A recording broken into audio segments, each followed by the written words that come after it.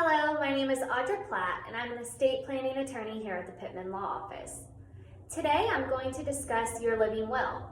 So sometimes there's some confusion between your living will and your do not resuscitate or a DNR. A DNR has to be signed by your doctor, not by your attorney.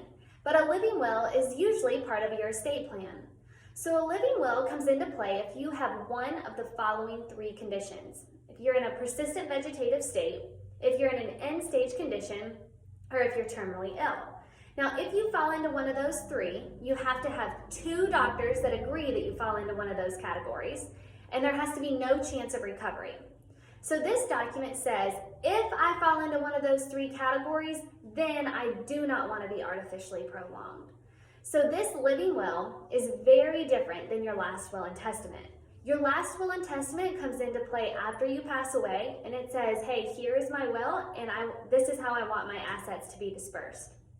So your living will comes into play again in three circumstances: persistent vegetative state, end-stage condition, or terminally ill. You have to have two doctors that agree that you fall into one of those three, and there has to be no chance of recovery.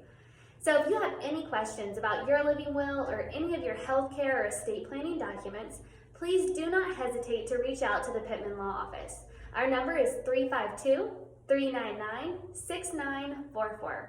Thank you for your time.